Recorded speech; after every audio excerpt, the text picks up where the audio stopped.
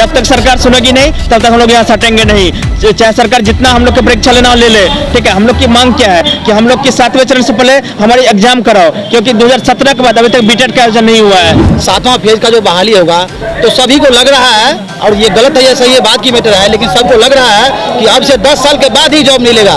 क्यों ऐसा, क्यों आखिर दिल्ली में ऐसा क्यों नहीं होता है? शिक्षा मंत्री के देखिए क्या है, एकदम पूरी तरह से बात कर 22 दिसंबर तक जितने भी 2022 दिसंबर तक जितने भी वैकेंट सीट है सबको सब मंगवा रहे हैं और सबको सब इस बहाली में जोड़ रहे 1,80,000 सीट को इस बहाली में जोड़ रहे हैं। उसके बाद हम 2022 में जो प्रोसेस कंप्लीट करेंगे वो कहाँ जाएंगे? हम ये शिक्षा मंत्री से पूछना चाहते हैं। और शिक्षा मंत्री अगर ये आगे सामने कह दे कि हाँ बीटेट नहीं होगा, बीटेट समझाने का अधिकार नहीं है, तो हम मान लेंगे। लेकिन देखिए लगातार बीटेट के जो अभ्यर्थी हैं गर्दनी बाग धरना स्थल पर बैठे हुए हैं, बीएड डीएलएड करके लगातार यह मांग कर रहे हैं कि 7वें चरण से पहले जो पात्रता परीक्षा है बीटेट की वो हो। ये तस्वीर आपको दिखा देना चाहेंगे, इस तरीके से हौसला जो है वो बुलंद है। गर्मी बहुत ज्यादा है लेकिन लगातार जो अभ्यर्थी हैं वो धरना प्रदर्शन कर रहे हैं। क्या नाम है आपका? विवेक कुमार, हम सहरसा से आए हुए हैं। 9वां दिन बैठे हुए हैं, 9वां दिन बैठे हुए हैं, सरकार फिर हमारी सुन रही है। हम लोग शांतिपूर्ण ढंग से आंदोलन कर रहे हैं और हम लोग सरकार चाहते हैं कि हमारी बातों को सुने और 7वें चरण से पहले बीटेक कंडक्ट करें, जिससे हम लोग की सहभागिता हो सके और बिहार को एक अच्छे शिक्षक मिल सके।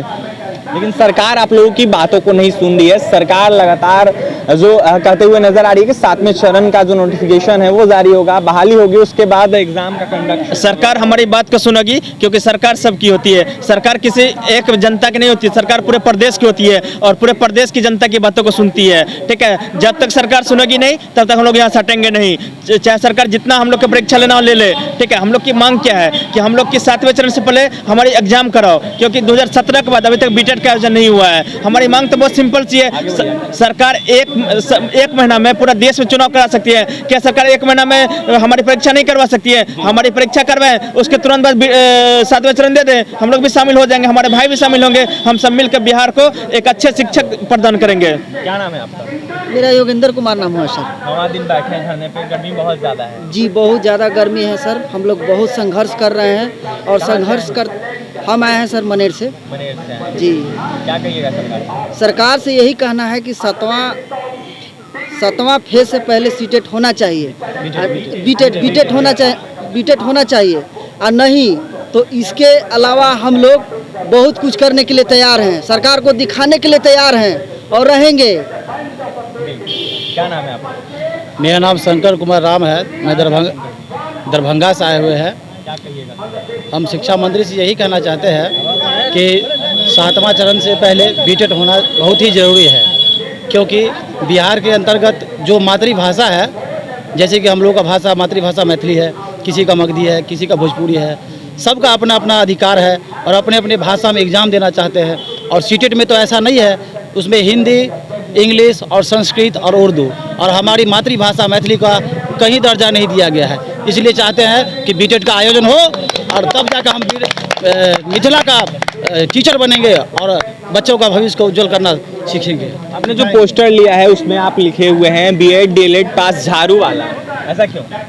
क्योंकि सर सरकार ही हम लोग को रोड पर ला दी है, बीएड करके डीएलएड हम लोग करके और इतना मेहनत करके सरकार हम लोग को ला दिया है, तो क्या करें सर, हम लोग रोड पर आ ही गए और इसके लिए सरकार जिम्मेवार है, हम लोग क्या करें इतना पढ़ लिख कर। और सर सबसे बड़ी बात यह है कि बिहार में जो ये 7वां फेज का जो बहाली होगा तो सभी को लग रहा है, और ये गलत है या सही है बात की मैटर है, लेकिन सबको लग रहा है कि अब से 10 साल के बाद ही जॉब मिलेगा। क्यों ऐसा, क्यों आखिर दिल्ली में ऐसा क्यों नहीं होता है? दिल्ली में एक साल बाद एग्जाम होता है तो विद्यार्थी यदि फेल हो जाता है तो उसको इंतजार रहता है कि अगली साल हम मेहनत करेंगे और लगन से पढ़ेंगे तो अगली बार जरूर पास करेंगे, लेकिन बिहार में ऐसा नहीं होता है। इसलिए हम लोग चाहते हैं कि 7वें चरण से पहले बीटेट होना चाहिए। हम भी सरकार से यही चाहते हैं कि 7वां चरण से पहले हम लोग बीटेट ले, ताकि हम लोग 4.5 लाख बच्चा इसमें शामिल हो सके। और भी कुछ अभ्यर्थी हैं, उनसे बात करेंगे हम। क्या नाम है आपका? सुमित कुमार, छपरा से आए हैं। देखिए हम ये कहना चाहते हैं कि जब भी मतलब कोई स्टेट गवर्नमेंट अपना वैकेंसी देती है, इससे पहले एक अपना पात्रता परीक्षा लेती है। इससे पहले भी 6ठा चरण में हुआ था, इससे पहले पात्रता परीक्षा लिया गया था, 5वें चरण से भी पहले पात्रता परीक्षा लिया गया। तो इस बार सरकार मतलब ये कि इतना अपने जिम्मेदारी से भाग क्यों रही है? तुरंत ये अपना एक लेटर जारी कर देती है कि हम नहीं लेंगे। आखिर ये अपना जिम्मेदारी से कब तक भागेंगे। उनको पहले तो सोचना पड़ेगा ना कि हम लोग का भी आखिरकार जब हम लोग बीएड डीएलएड किए हुए हैं, आखिर हम लोग का भी इतना पैसा खर्च हुआ और हम लोग कहाँ पे आ गए, रोड पे आ गए। तो फिर हम लोग का भी तो गार्जियन है ना, पैसा आखिर के क्यों किसी को लगाएगा आगे भी तो मतलब हम लोग से बाद में जो बच्चा कर रहा है वो लोग भी तो आएगा फिर रोडे पे, फिर आएगा गर्दनी बाग, तो वो लोग भी कहाँ जाएगा। क्या नाम है आपका? राजवीर शरण। राजवीर जी, लगातार देखिए, हमारा बीटेड हमारा संवैधानिक अधिकार है, ठीक है, और शिक्षा मंत्री मतलब दबाव में आगे काम कर रहे हैं, दबाव में, क्योंकि उनको पता है कि 2019 से पहले बहाली ले चुके हैं और 2011-17 का जो बीटेड पास अभ्यर्थी थे उसमें सम्मिलित हो चुके थे, और 2019 के बाद मात्र 2 बार सीटेड हुआ, बीटेड तो हुआ नहीं है। और 2000 शिक्षा मंत्री के देखिए क्या है, एकदम पूरी तरह से दबाव बात कर 22 दिसंबर तक जितने भी 2022 दिसंबर तक जितने भी वैकेंट सीट है सबको सब मंगवा रहे हैं और सबको सब इस बहाली में जोड़ रहे हैं। 1,80,000 सीट को इस बहाली में जोड़ रहे हैं। उसके बाद हम 2022 में जो प्रोजेक्ट कंप्लीट करेंगे वो कहाँ जाएंगे, हम ये शिक्षा मंत्री से पूछना चाहते हैं। और शिक्षा मंत्री अगर ये आगे सामने कह दें कि हाँ बीटेड नहीं होगा, बीटेड संवैधानिक अधिकार नहीं है, तो हम मान लेंगे। लेकिन शिक्षा मंत्री तो कह रहे हैं 7वें चरण का जो बहाली है वो होगा उसके बाद करेंगे। उसके बाद हम लोग लेके क्या करेंगे? उसके बाद क्या करेंगे? डिग्री लगा देंगे, रोड पे आकर डिग्री लगा देंगे। 7वां चरण के बाद अगर बीटेड होगा तो रोड पर आकर डिग्री लगा देंगे, क्योंकि 10 साल बाद सारा लोग का एज खत्म हो जाएगा। 10 साल के बाद सारा लोग का एज खत्म हो जाएगा, तो क्या करेंगे? डिग्री लगा देंगे आके। 2 साल हम लोग गए हैं, 2 साल डीलेड किए हैं, बीएड किए हैं, तो इतने मेहनत से किए हैं, उससे क्या करेंगे? सरकार कहती है कि हमारे पास 75 आज़ादी पहले से बैठे हुए हैं, तो हमको ये बताइए कि 2019 में के पहले जो 2019 में जो बहाली आप निकाले थे उसमें 90,000 सीट थी, तो 90,000 सीट में से 42-50,000 सीट क्यों खाली रह गई? हम ये बताइए, इस सवाल का जवाब दीजिए हमको। और कहते हैं हमारे पास 75 आज़ादी पहले से बैठे हुए हैं, बताइए इसका जवाब दीजिए हमको।